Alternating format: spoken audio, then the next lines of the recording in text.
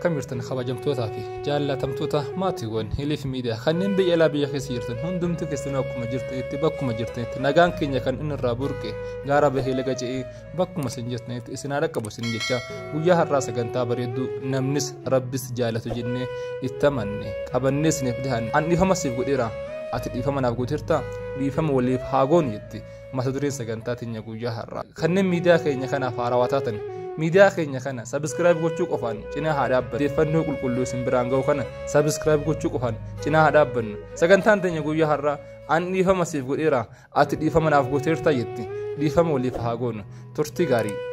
lola rabbii kana keessatti lola walitti banuun waan hin taaneef fiitana silaani eenyutu himuun barbaadu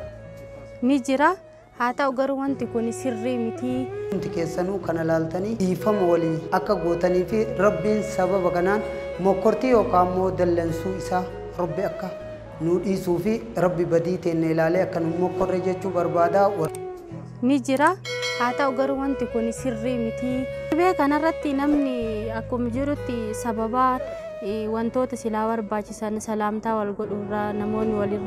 walirraa siiquu salaamtaa wal godhuurraa akkuma jedhametti sababaan kunniin geggeessuun akkuma jirutti ta'ee namni dhibee sodaatu osoo hin taane rabbiin sodaatuu qaba waa hunda keessatti adeemsa keessatti teessuma keessatti jecha keessatti waa hundaa gara rabbii deebisee rabbiin sodaachuudha sodaa rabbii malee wanti dhibee kanarraa nama baraaruun akka mataa kiyyaatti ni jira jedhee hin yaadu kanaaf namni hundinuu xiqqaa guddaadhaan ummatni muslimaa hundi bakka jirutti rabbiin sodaatu waan gaarii hojjetu waan gaarii waliif yaadu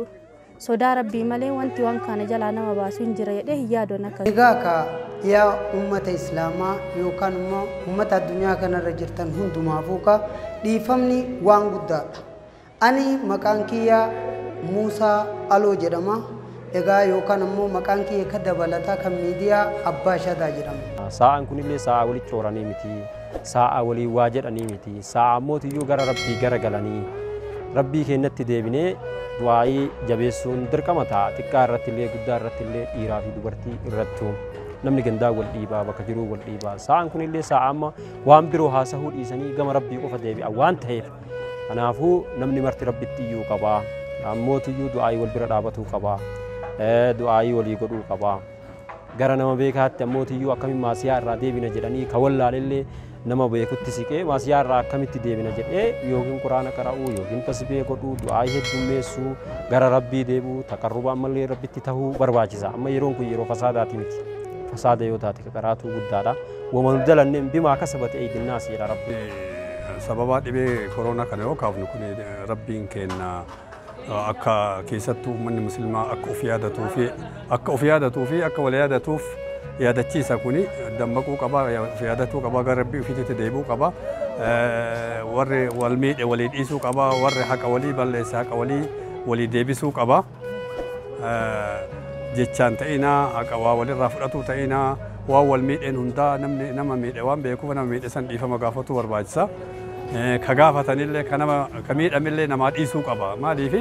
waan rabbiin irraa argatantu caalaa waan ta'eefi وربين كينا قرآن كيست جدو خذ العفو وأمر بالعرف وأعرض عن الجاهلين إر وليفتروا قبضا أما اللي آدان مولا لا رجلا نجرا ربين كينا نمني والأمني جرونا ما هدوان تهيف كون أفاني والتقى كون جتشا والتقى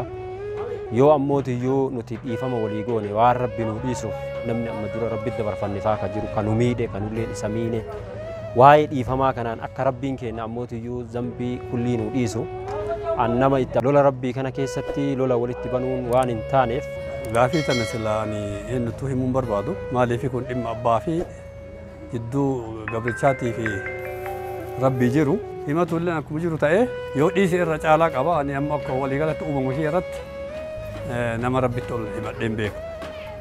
akkas jechuun namni miidhaa guddaan irra geesse illee jiru maali wanni miidhaan kun bifa hedduun dhufa beektaa ati homa ati dalagde arga namni homa dalage argata akkana jechuun rabbiin illee si tiisa haqa kee illee rabbiin si tiisa ani waan uumame homa ta'eefu nama natti dabru rabbitti himatuuf hin ariifadhu himadhee illee beeku. Walii dhiisuu qaba ka walitti mufatetti walii dhiisuu qaba ka warra rakkisuus waan wal rakkisuun sanirraa deebi'uu qaba. Kanaafuu ijoolleen teenta shabaabaa shamarranis warroonni gurguddaanis waan gaarii irratti wal gorsuu waan gaarii hojjetu waan hunda keessatti waan sodaa rabbii waan daangaa rabbii nama cabsisiisaa hunda irraa deebi'anii karaa rabbii irratti rabbitti tawbaa deebi'uutu gaariidha jedhan akka mataa kiyyaatti. Isinilleen warri viidiyoo kanarra wal agarree dhiifama walii godhuudha. Anilleen nama itti aare maraafuu dhiifama godhe. Isinilleen dhiifama walii godhaati dhiifama walii haa goonu yeroo dhiifamaati. Anis haadha manaatiyyaa bultii waliin ijaarradhee yeroo dheeraa waliin tura jedhee utuu yaaduu adda baaneef kan yaada koo keessa jiru isii dabarraan negattee. Sababni dhiifama kana godhe yeroo hedduu wayita daawaa godhan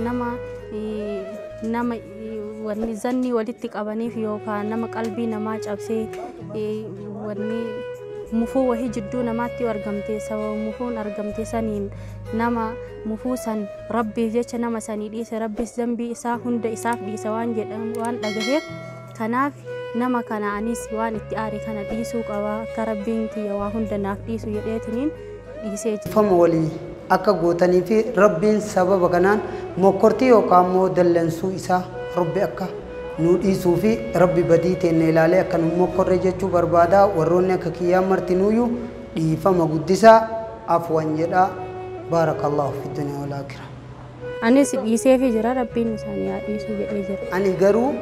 rabbi jedhee waa wal goone hundumaayyuu sii dhiisee jira. Ani obboleeyyan kiyya muslimaa kana beekanii firoottan kiyya hundayyuu bakka jiranitti nama itti mufadhe hunda dhiisee fi waan itti mufadhe dhiifama godhee fi jira rabbiinis dhiifama isaanii haa godhu isaanis mufuu narraa qaban akka dhiifama naa godhan gaafadha.